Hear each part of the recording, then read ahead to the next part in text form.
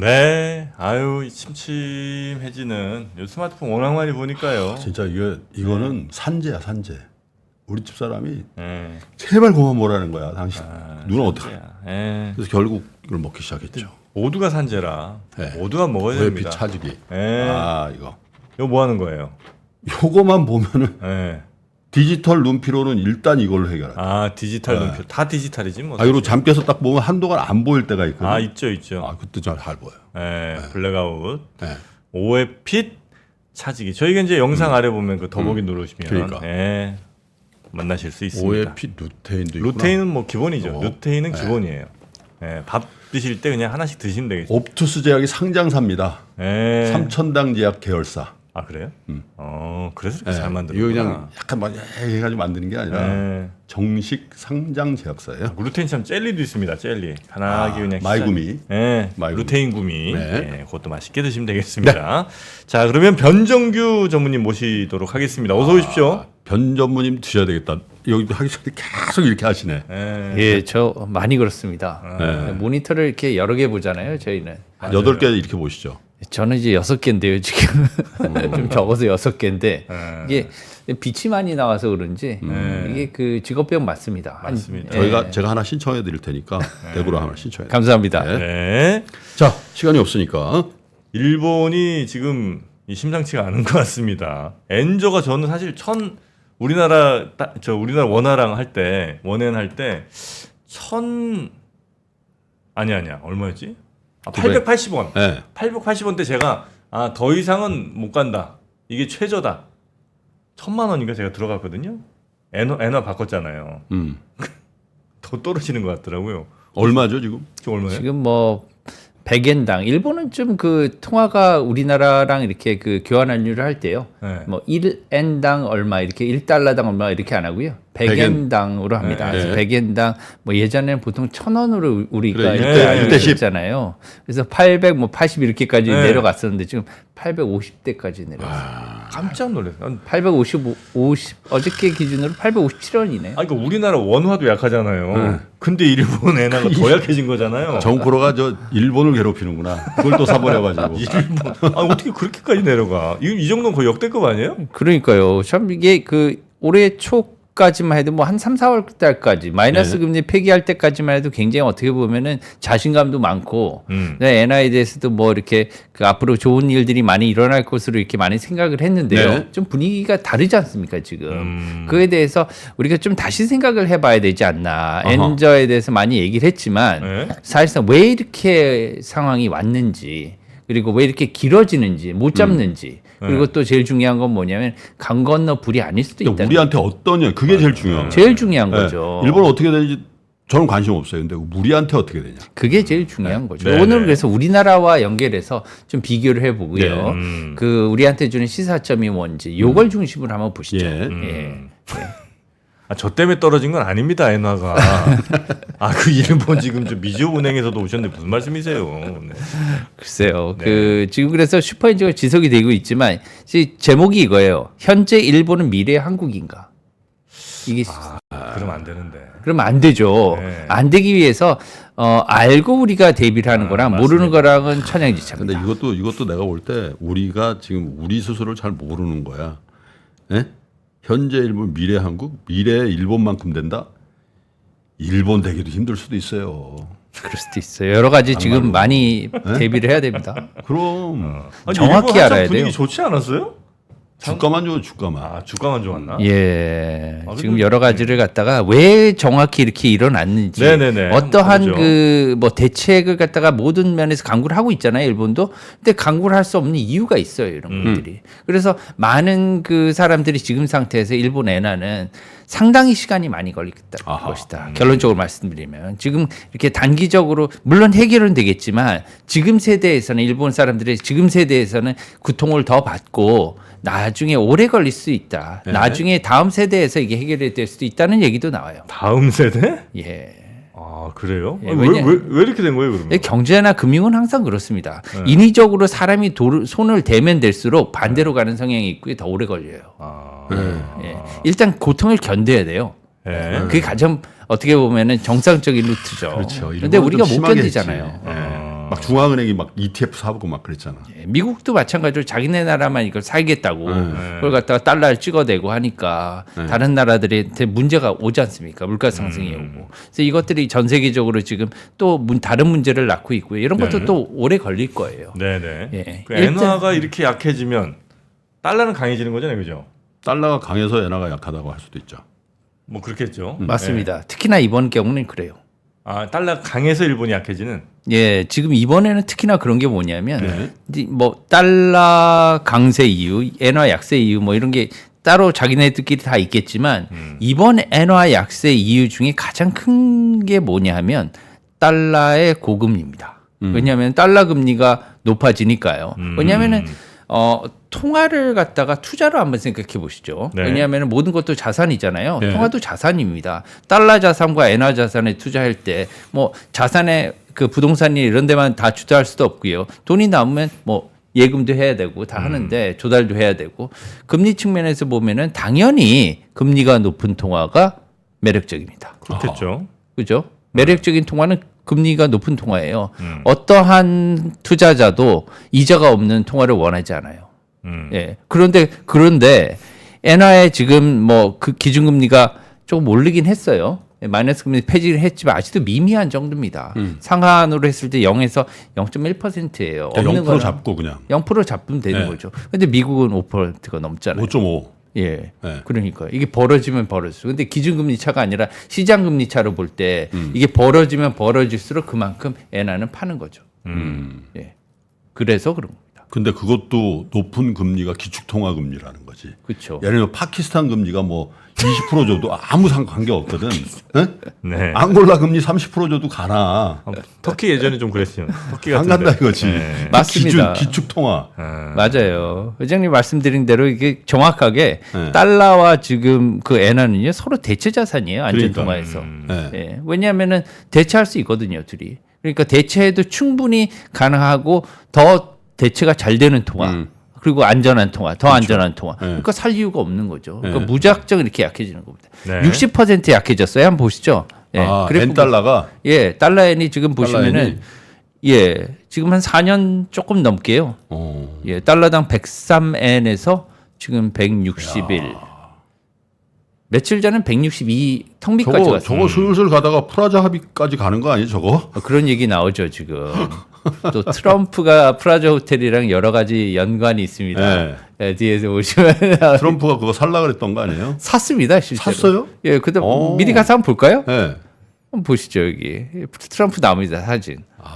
예, 트럼프가 샀었어요 이것을. 저 프라자 호텔이라는 게 그 미국 가보신 분들은 알겠지만 그 센트럴 파크 사우스에 가장 고색창연한 상징적인 호텔이죠. 예, 도어에 맞습니다. 보면 피자 두 개가 딱 겹쳐 있는. 맞습니다. 가장 미국에서 어떻게 보면 잡았습니다. 유명하다고 할 수 있는 호텔이죠. 서울시청 앞에도 프라자 호텔 있잖아요. 아, 그건 이제 한화 거. 아, 그래요? 그거 하나 그거는 관련이 없죠 두 개. 관련 없는데요. 전혀 관계 없습니다. 관련이 이름만 없죠. 프라자구나. 프라자 호텔도 좋죠. 네. 서울도 좋긴 한데요. 그렇죠. 네. 그 뉴욕의 프라자 호텔은 뭐 어떻게 보면 책으로도 여러 개 나왔을 정도로 이제 미국을 상징하는 아, 호텔. 그렇습니까? 예. 1900년 초에 지어졌다고 하는데 어릴 적부터 시작해서 트럼프 전 대통령이 이 호텔을 사고 싶어 했다네요. 예. 심지어 결혼도 했습니다. 여기서 예. 93년도에. 호텔이면 그 비쌀 텐데. 뭐 뷔페 같은 거.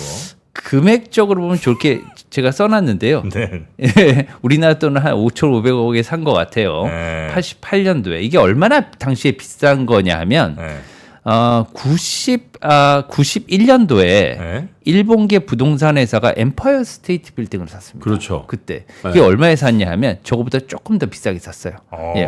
5,100만 달러. 미국의 상징 엠파이어 스테이트 빌딩을 예, 당시에 가장 비싼 빌딩이었던 엠파이어 스테이트 빌딩을 5,100만 달러에 샀었거든요. 근데 저기 5천만 달러예요? 저기 지금 4천만 달러 쪽, 저희 4억 상징. 예, 4억 달러 조금 진짜 넘게. 비싸네. 예, 4억 달러 조금 넘게 했으니까 한 10% 차이밖에 안 났네요. 네. 예, 땅은 그만큼. 꽤 커요, 근데 땅은 저게. 네. 호텔 부지가 예, 이게 뭐 고층이 아니라서 그렇지 땅은 꽤 큰 땅. 예, 아주 좋은 땅이죠. 결국은 뭐 마이너스 내고 팔았어요. 팔았어요? 예, 지금 저 93년도에 결혼까지 했었는데 2년 후에 부도가 났어요. 네, 부도가 나서 뭐 저거 들고 있다 이제 차주가 네네. 가장 큰 차주가 이제 시티은행이었는데 시티은행이랑 또 많이 싸웠죠 저때. 예, 그래가지고 저걸 이제 결국은 이제 사우디아라비아 왕자한테 팔고 나왔죠. 그래서 네. 역사상 자기의 가장 최악의 투자라고 이렇게 했었는데 당시에는 굉장히 좋아했습니다. 네. 예, 돌아가 볼게요. 네. 예. 그래서 그래서 N1 환율도 지금 보시면 원화하고 상관해서 보시면은 원화도 한 25% 정도 동기간 한 네. 2020년 코로나 이후에 한 25% 정도 하락했어요. 예, 물론 이제 달러엔만큼 이렇게 하락한 건 아닌데 네. 그래도 원화에 비해서도 가치가 엔화가 하락한 거예요. 그래서 우리나라 이제 기업체들하고의 관계가 중요하죠. 왜냐하면 한국과 일본은 경제 구조가 상당히 비슷합니다. 네. 이제 뭐 세계 여러 가지 뭐 인접국들이 굉장히 많잖아요. 인접국 없는 나라는 없지만 인접국 그다음에 경쟁 상대국 이런 것들이 있지만 한국과 일본 같이 이렇게 유사한 어떻게 보면 경제나 수출 구조를 갖고 있는 나라도 드뭅니다. 네. 그렇기 때문에 일본 중국도 비슷하긴 하지만 중국은 조금 다르거든요. 예, 내수 규모도 좀 다르고 한데 이렇게 비슷한데 4분의 1 정도의 그 통화 가치가 더 강해졌다는 거는 원화가 우리 기업들한테 주는 이런 시사점이 반드시 있습니다. 그래서 제가 저기 써놨는데 우선 첫 번째는 뭐냐면 아까 그 디플레이션 있잖아요. 네. 디플레이션은 상당히 위험해요. 그래서 이게 인플레이션도 중요하지만 디플레이션은 왜 위험하냐면 좀 달라요. 근데 정확히 알자 이거죠. 왜냐하면 이 그 실무 금융으로 볼 때는 경기 침체 같은 경우에는 네. 구조적인 그런 문제에서 유발하는 경우가 많습니다. 예를 들면 인구가 줄었다든가 아니면은 뭐 그 성장 전망이 뭐 투자자들이 전체적으로 이 나라는 좀 거의 다 됐어. 네. 아니면 더 이상 힘들어. 이렇게 하면은 줄어드는 경향이 있거든요. 예, 그래서 빨리 해결이 조금 힘든 상황이 많습니다. 예. 두 번째로 이제 이거와 그 대비해서 인플레이션 같은 경우에는 정책적인 문제에서 유발되는 경우가 더 많아요. 이렇게 블랙 화이트로 흑백 논리로 나눠서 물론 이렇게 같이 나오는 경우도 있지만 나눠서 본다면 인플레이션 같은 경우 유동성이 증가한다든가 아니면은 저금리 상태에서 뭐 인플레이션이 유발된다든가 이렇게 어떻게 보면은 정책적인 모멘텀에서 유발되는 게 많기 때문에 두 개가 조금 그 시발점이 다른 면이 있어요. 네네. 그래서 어떻게 시작됐느냐가 다르기 때문에 이것을 갖다가 대처하는 정책적인 방법도 달라야 되죠. 그리고 시간적인 면에서도 완전히 다릅니다. 그래서 인플레이션 같은 경우는 어떻게 보면 미국이 인플레이션을 갖다 유발한 것도 빨랐지만 지금 어떻게 보면 내려가는 것도 빠르잖아요. 예. 네. 반면에 경기 침체, 디플레이션 같은 경우 한번 저성장의 늪에 빠지게 되면 나오기가 어려운 것들이 뭐냐 이런 구조적인 문제들이 내재돼 있기 때문에 이걸 하나 다 핀셋으로 빼내야 되는 거거든요. 네. 그러려면 시간이 오래 걸린다는 거죠. 예. 그리고 이제 우리가 그 아까 봤듯이 이렇게 4분의 1 정도 우리 통화 환율이 통화 가치가 엔화에 비해서 좀 오른 경향이 있는데 엔화 대비해서는 예, 엔화 대비해서 그래서 이게 조금 그 수출 경쟁력 두 번째 그 약화되지 않느냐 약화된 상태가 실제로 아니에요. 어때요? 외환데스크에서 보실 때? 저희 같은 경우에는 이제 이제 기계공업이라든가 아니면 소재라든가 이런 것들을 주로 봅니다. 왜냐하면은 이런 것들이 이제 선체적으로 어떻게 보면 PMI 지수라든가 이런 것들이 줄어들게 되면요, 그게 사인이거든요. 왜냐하면은 그런 것들이 이제 안 팔리게 되면은 어떻게 보면은 경기의 선행 지표이기 때문에 조금 그 경기가 안 좋아지는 그런 측면이 있는데 지금까지는 네. 정확히 이렇게 나타나지는 않아요. 왜 그러냐면 우리나라의 그 제조업들 특히나 그 중국과 그 경쟁이 많았기 때문에 부품이나 소재나 이런 것들이 해외에 나가서 제조하는 게 상당히 많습니다. 지금. 예. 그래서 해외 플랜트라든가 동남아라든가 이런 데 우리나라가 지금 해외 기지를 많이 건설해 놨잖아요. 네. 그래서 좀 그 영향이 예전에 비해서 많이 줄었어요. 예. 그리고 한국에서 공단에서 생산하는 것들이 굉장히 많이 줄었지 않습니까? 그래서 지금 네네네네. 보시면은 마산공단, 뭐 창원공단 이런 거 보면은 그 외국인 그 기업들도 그렇고 우리나라 기업들도 상당히 공동화 현상이 심각해요. 예, 많이 비었습니다. 가보면 깜짝 놀라요. 20년 전에 그 공단들하고 그 현재 공단들하고 보면 좀 옛날에 세월의 유수함 가시면 사람들이 좀 많이 줄어가지고요. 네. 예, 편하게 이렇게 산책하실 수 있는 그런 상황이에요. 그 예전에 일본도 그랬죠. 일본도 한참 일본도 막 비슷했죠. 공장 많이 있다가 동남아 쪽으로 공장 많이 옮기고 많이 옮겼어요. 공동화 생기고. 예. 그렇게 되면서 이제 국내에 이제 그 경제가 공동화되는 그런 상황을 겪었는데 창원은 요즘 방산 때문에 살짝 다시 좀 회복. 살짝 나아졌죠 이제. 예. 방산 때문에. 나아졌죠.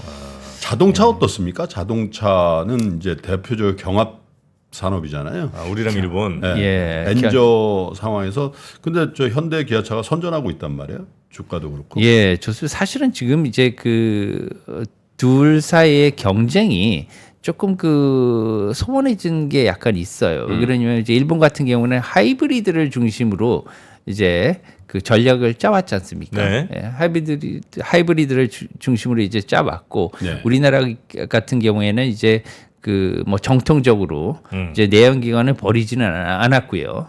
그리고 이제 그 EV 쪽으로 예, 특화했고 그다음 뭐 수소도 좀 했지만 EV 쪽으로 이렇게 한 3년 전부터는 이렇게 확 밀어서 그쪽으로 이제 지원을 했단 말이에요. 그래서 좀 어떻게 보면은 그 지원 왜냐하면은 자원은 한정이 돼 있기 때문에 거기다가 왜냐면 특히나 자동차 산업 같은 게 돈이 엄청나게 많이 드는 자본 집약적 산업이잖아요. 그러니까 한쪽에다가 이걸 몰아줘야 되는데 네. 그쪽에 몰았기 때문에 우리 같은 경우에는 지금 EV와 그다음에 전통적인 그런 어떻게 보면 내연기관. 내연기관 차에서 아직도 선전을 하고 있는 거죠. 그에 비해서 일본 같은 경우에는 이제 하이브리드를 쭉 갈 생각인 것 같아요. 예, 그래서 그쪽에서 지금 어느 정도 그 하이브리드 차량들이 시장이 약간 분리돼 가고 있다. 약간 분리돼 한국하고. 있다는 거죠. 지금 예, 타겟이 좀 조금 다릅니다. 지금. 하기야 일본의 2위, 3위 업체들이 좀 부진한 것 같더라고요. 어디 혼다 닛산 뭐 이런 혼다 데? 닛산. 예. 예전에 사실 우리가 거기랑 경쟁했지 도요타랑 경쟁하는 게 아니라. 예. 근데 혼다 닛산이 특히 맞습니다. 닛산 같은데. 예. 그리고 이제 그 경쟁 관계도 조금 이제 뭐 부품이나 이런 것들이 많이 돼 있긴 한데 그런 측면에서도 이제 그 우리나라 회사들이 좀 가격적으로 수익이나 이런 것들을 마진을 좀 줄이지 않았나 이런 것들도 생각이 들어요. 특히나 이제 고부가 가치 산업 같은 경우에는 조금 괜찮은데 네. 뭐 삼성전자 같은 경우에는 크게 타격이 없을 거지 않습니까? 가격을 좀 올린다고 해서 반도체나 이런 건데 소재나 부품이나 아니면 가격 경쟁이 필요한 있을 수밖에 없는 뭐 제품 같은 경우에는 네네. 당연히 있을 수밖에 없는 거죠. 아니 전문의 보실 때 우리나라 지금 현재 뭐 산업 구조나 이런 것들 혹은 뭐 가는 지금 경로 같은 게 일본의 이전에 좀 안 좋았던 시절 그때를 비슷하게 가고 있습니까? 그것들을 갖다가 대비를 해야겠죠. 뭐 비슷한 측면이 반드시 없는 건 아니에요. 그래서 있는 측면들이 많이 있기 때문에 오늘 사실은 말씀을 드리려고 하는 거거든요. 그래서 그런 것들을 이제 보면 그 이런 측면들이 있어요. 이제 화면 띄워 주시면 네. 예, 지금 이런 것들이 그 일본이 버블 경제 이후에 겪었던 문제들이에요. 뭐 더 있을 수 있죠 여기에. 제가 이제 몇 가지 넣었는데 물가 경제 상승. 발전이 일어났고 왜냐하면 일본은 1960년대 이후에 여러 가지 뭐 그 경제 발전 개발 계획 같은 걸 했죠. 우리나라도 했지만 전후에 이런 것들을 많이 시행했고 그리고 경제 발전이 일어났고 이것을 갖다 고도 경제의 시기라고 하는데 이때 물가 상승률이 많이 일어나게 됩니다. 네. 물가 상승이 일어났고 뭐 그 이후에 70년대, 80년대까지도 물가가 계속 올랐는데 뭐 우리나라도 계속 상승을 하고 있는 그런 상태죠. 지금은 그렇죠? 일본보다 어떻게 보면 더 비싼 물가다 이렇게 얘기하시는 뭐 일본 갔다 오신 분들이 그렇게 얘기하시는 더 비싼 분들은 것 같아요 지금 보면. 그렇게 느끼시나요? 예. 일본보다? 일본보다. 아유, 100% 비싸죠. 비싸시 100% 비싸죠. 비싸죠. 예. 식당 이런데 뭐 저는 이걸 갖다 중립적으로 보려고 그러는데 비싸다고 하시는 분들이 열의 아홉이세요. 택시비는 택시, 택시는 뭐 일본이 비싸고. 일본이 훨씬 비싸. 예, 네. 교통비만 싼 것 같아요. 교통비. 한국이 예, 왜냐하면 전기나 아니면 여러 에너지 산업에 대해서 굉장히 후합니다. 한국이. 예, 에너지에 대해서. 전기요금이나 뭐 가스요금 이런 건 한국이 싸고. 예. 게다가 뭐 세금 높다고 하지만 기름도 어떻게 보면은 다른 나라에 비해서는 조금 그래도 완화된 입장이거든요. 주거비 월세 같은 건 어때요? 월세 같은 경우에도 우리나라가 그 비싸다고는 하지만 네. 뭐 일본이 그렇게 싸지는 않은 것 같아요. 제 생각에는. 그래요? 예, 호텔 비용이라든가 아니면 예전부터 시작해서 그 일본의 그 야증이라고 해서 월세 있잖아요. 네. 월세 같은 경우에도 우리나라가 그 일본이나 영국이나 아니면 뉴욕에 비해서 뭐 그렇게 비싸다고 할 수는 그렇죠. 없을 좀 것 싼 같아요. 편이지. 예. 근데 호텔비는 일본이 좀 비싸요. 훨씬 비싼 거. 호텔이? 워낙 많이 가니까 아, 수요 공급을 못 따라가더라고. 아 그래요. 호텔 비쌉니다. 동경에. 예. 일본에 호텔 하나 지으시죠. 무슨 말씀이세요? 굉장히 잘 된다고 합니다. 일본의 요새. 호텔이 엄청 잘 되죠, 지금. 그래서 몇 년 전부터 시작해서 그 유명한 호텔 체인들이요 이미 투자를 갖다가 많이 해놨습니다. 아, 그래요? 예, 시작하고 더 이제 나올 것 같은데 네. 두 번째 보시면 이런 것들로 인해서 부동산 가격이 지속적으로 상승을 해요. 지금도 왜냐하면 호텔도 그렇고 이런 것들이 땅이 필요하잖아요. 네. 예, 그리고 인구가 감소하고 노동력이 지금 줄어들고 있는 것은 지금 일본도 마찬가지거든요. 그리고 성장률도 하락하고 주식도 사실은 주가가 많이 올랐지만 10년 전에 9천부터 시작했지 않습니까? 니케이가. 근데 지금은 이렇게 뭐 4만까지 이렇게 갔지만 네. 뭐 장기간 주가가 상승이 부진했어요. 예, 부진했는데 한국도 앞으로 그렇게 되면 안 되지 않을까 이런 생각이죠. 예, 왜냐하면 이런 것들이 다 합쳐져서 그런 것들로 이어졌기 때문에. 네. 왜냐하면 성장률이 줄어들 것 같으니까 그 해외 투자자들이 주식에 투자를 안 하게 되는 거고요. 성장률이 하락했기 때문에 주식에 대한 투자율이 줄어들고 있는 거고요. 네. 특히나 일본의 그 금리가 낮았기 때문에 투자자 입장에서는 금리가 낮은데 아까 말씀드리지만 투자하기 어렵다고 그랬잖아요. 네. 금리가 높아야 투자를 하는 거예요. 왜냐하면 거기에 대해서 이윤을 떨치니까요. 예. 마찬가지로 해외 이런 이유로 인해서 지금 해외 투자가 우리나라 같은 경우에도 조금 그 유입보다는 유출이 조금 많은 상태예요. 예. 이런 것들을 어떻게 보면은 유입이 더 많은 쪽으로 왜냐하면 반면교사를 봐야 되기 때문에 네. 유입이 많은 쪽으로 가야 되지 않느냐. 그래야지 밸류 프로그램도 성공하고 여러 가지 우리나라 그 금융 관련해서 인기가 많아져서 해외 투자자들이 더 들어오지 않을까 이런 생각이에요. 근데 이거 네. 여기 보시면은 오른쪽에 그럼 대책이 뭐냐? 대책이 이게 중요한 거거든요. 대책 없이 문제가 있다만 말하면 그것도 안 되잖아요. 네. 저희가 보면은 여기 보시면 뭐 물가 상승이나 아니면 부동산 문제나 이런 것들이 굉장히 큰 문제입니다. 이게 이 문제를 해결해야지 다른 것들이 이제 밑에 해결이 되는데 가장 큰 대책은 금리예요. 금리. 금리예요. 모든 거는 금리부터 시작합니다. 그래서 외환도 금리고요. 네. 그다음 주가도 금리에 좌지우지가 됩니다. 근데 그래서 못 올려요, 일본은?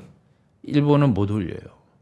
올리고 싶으나 못 올리는 거야? 아니면 안 올리고 싶은 거예요? 전곡을 찌르셨네요. 그러니까 네, 맞습니다. 일본이 금리를 올리면 어떤 상황이 벌어져요, 전무님? 지금 일본 뭐 국내에서. 그 정부 부채가요. 네. GDP 대비 200%가 넘지 않습니까? 네. 예. 이것은 뭐냐면 자기가 감당할 수 있는 부채의 최대한의 2배까지 지금 어떻게 보면 부채를 찍어놨다고도 생각을 할 수 있는 거예요. 그러면 이 정도의 부채를 갖고 있는데 게다가 신용등급도 이것 때문에 지금 높지 않습니다. 과연 경제 규모나 아니면 그 국제사회에서 일본이 차지하는 위상 대비 예. 어떻게 보면 좀 생각보다 신용등급이 많이 낮은 편이죠. 네. 예. 이 신용등급이 한국보다도 보통 한 2단계가 낮아요. 예, 미국 그 뭐 무디스나 아니면 S&P 정부 기준. 부채에 대한 정부 채권에 대한 시정 등급이기 때문에 그렇죠. 예, 그래서 이 정부 일본의 국채는 JGB라고 하죠. 일본 국채. 일본 국채를 워낙 많이 찍어놨고요. 한 55% 이상의 장기 10년 이상물은 전부 다 그 BOJ에서 갖고 있어요. 네. 왜 그러냐면은 누가 그걸 사겠습니까? 1%도 안 되는 수익률에. 그래서 대부분은 어떻게 보면 통화 정책의 일환으로 일본 정부가 뭐 일본 중앙은행이 사고 있고. 금리 올려봐야 뭐 거기네들끼리 노는 거잖아요. 나머지는 다 일본 로컬 투자자들이 갖고 있는 거잖아요. 네. 해외 투자자들 안 갖고 있고. 맞습니다. 그럼 뭐 금리 좀 올리죠 뭐. 그래서 예. 어차피 돈 좀 많이 주고 소비하라 그러면 될 건데. 그러니까요. 근데 이게 그 나머지 45%라고 해도 이게 굉장히 어떻게 보면 큰 금액이거든요. 네. 그래서 뭐 1%만 올린다고 해도 이 그 이자 비용이 막대합니다. 너무나 막대하기 때문에 신용 등급이 떨어질 가능성이 있어요. 이게 일본이 가장 우려하는 겁니다. 신용 등급도 떨어져요. 네, 떨어질 가능성이 있어요. 네네. 그 정부의 그 재정 건전성이 확 안 좋아질 겁니다. 그러니까 일본 은행들 안 좋아질 거고. 그러면. 예, 다 안 좋아. 이 도미노인 거죠. 그래서 지금 그 정책을 잘한 건 아니에요, 일본이. 잘못했기 때문에 그런 어떻게 보면 정책적인 실패가 있었기 때문에 지금 여기까지 이르는 건데 그래서 여기서 금리를 확 올리면 예를 들면 2% 3%까지 올리면 엔화 문제 해결되고요. 투자자 유치되고 좋습니다. 그렇지만 이렇게 못하는 건 뭐냐면요. 그렇게 되면 나라의 운명이 풍전등화 같이 되는 거죠. 왜냐하면은 신용 등급 떨어져요. 그다음에 어떻게 보면은 이자를 못 갚는 그런 상황이 나타날 수도 있는 거예요, 나중에. 네. 예, 이런 상황이 되면 큰일 나는 거거든요. 그렇기 때문에 올해 최대 얼마를 올릴 수 있냐? 보통 한 0.25% 포인트, 25 베이시스 포인트를 올리면 최대 많이 올린다. 이런 게 네. 사실 컨센서스예요. 예. 그렇기 때문에 아 그래? 니네 0.25%밖에 못 올려 올해? 그러면 뭐 미미하네. 미국은 지금 내릴 수 있는 게 5%를 내릴 수가 있는데 네. 이런 거죠. 그래서 실질적으로 일본의 엔화 환율에 영향을 주는 거는 일본의 중앙은행인 BOJ가 아니라 연준이라는 얘기가 나옵니다. 한국은행 한국은행 총재도 그런 얘기 했잖아요. 작년인가 왜? 예? 한국은행 우리 정부로부터는 독립적일 수 있으나 연준으로부터는 정확합니다. 맞습니다. 그 얘기가 똑같은 네, 얘기죠. 네. 똑같은 얘기입니다. 연준으로서 자유로울 수 있는 나라가 지금 없어요, 세계에는.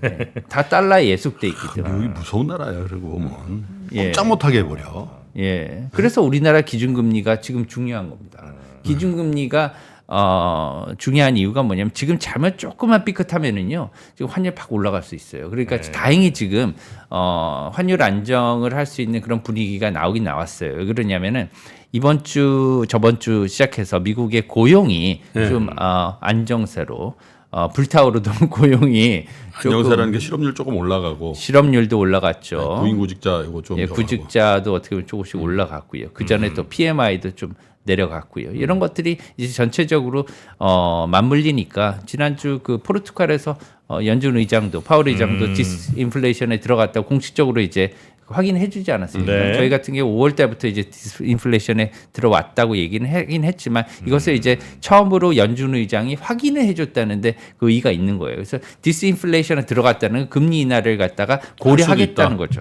예, 할 수 있다는 거죠. 그래서 금리 인하의 가능성이 확 올려준 거예요. 지금 그래서 네. 9월달에 금리 인하는 사실 어떻게 보면 대선만 없으면 거의 100%에 가까울 거예요. 근데 대선이 있기 때문에 칼라일의 파운더인 창업자인 데이빗 루비스타인 회장이 11월 이전에는 파월 금리 인하 의장은 못한다. 예 못할 거다. 더군다나 이렇게. 트럼프가 될 것 같은데 지금 파월이 트럼프 안 좋은 뭔가를 하겠어요?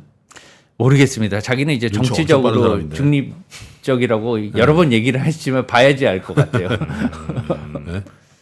여튼 하여튼 금리를 이제 더 올릴 수는 없는 상황에 일본은 놓여 있고 결국 이제 미국이 어떻게 방향 정하냐에 따라서 이제 거기에 일본이나 우리나라는 뭐래도 할 수 있다. 그 정도. 엔원 환율 얼마까지 보십니까? 그래서 그 제일 전문가시니까. 지금 이제 BOJ의 금리 인상이요. 네. 원래는 이제 10월 달에 이루어질 것으로 많이 생각을 했었어요. 네. 이제 일본의 전문가들이 이렇게 생각을 했었는데 지금 엔화가 달러 엔 환율이 150 넘어도 굉장히 놀라지 않았습니까? 얼마 전에 네. 저희가. 네. 근데 지금 160엔을 돌파했는데 방법이 없는 거예요. 금리 인상을 해도 조금 그렇잖아요. 조금밖에 못 하고 게다가 미국이 금리 인하를 하긴 해야 되는데 그것만 기다릴 수는 없고 그러니까 지금 이렇게 갔고요. 네. 또한 중요한 게 하나가 있었는데 뭐냐면 일본의 시중 금리 있잖아요. 시장 금리를 올리면 엔화 환율이 높아집니다. 그러겠죠. 엔화가 강해집니다. 예. 환율이 내려갑니다. 근데 그것을 올리려면요. 이제 그 양적 완화를 줄여야 돼요. 그래서 일본 BOJ가 55%까지 지금 그 국채를 들고 있다고 했는데 그 국채를 들고 있는 물량을 갖다가 줄이면 되는 거거든요. 그러면 수익률이 올라갈 거 아니에요. 그렇죠. 그래서 지난번 6월 회의에서 BOJ 회의에서 이걸 갖다 구체적으로 하기로는 했는데 구체적인 그런 숫자 감액의 그 금액은 결정을 못했어요. 그래서 이런 실망감에 사실 어떻게 보면 엔화를 갖다가 파는 물량이 많이 늘어났거든요. 그래서 엔화 약세가 추가로 일어났는데 네. 이것을 갖다가 아마 7월 달에는 구체적인 감액분을 갖다가 발표할 예정이다. 이렇게 보시면 됩니다. 근데 그 기준금리를 추가로 인상하는 거에 대해서는 더욱 시간이 갖지 않을까. 왜냐면 이거는 아까 말씀드렸듯이 해결할 수 없는 문제예요. 네네네네. 알겠습니다. 하여튼 뭐 우리도 자칫 그 경제 정책의 타이밍을 놓치거나 네. 엇박자를 몇 번 내면 일본 대표적으로 80년대 90년대 엇박자를 내서 그런 거예요. 맞습니다. 그러면 30년 그냥 네. 잃어버리는 건데 우리도 예. 지금 저 오프닝 벨 타이밍 놓치고 있거든요. 지금 하루를 또 놓치죠. 네, 장 시작해야 되니까요. 오늘은 이 정도로 네, 우리 변정기 전무님 모시고요.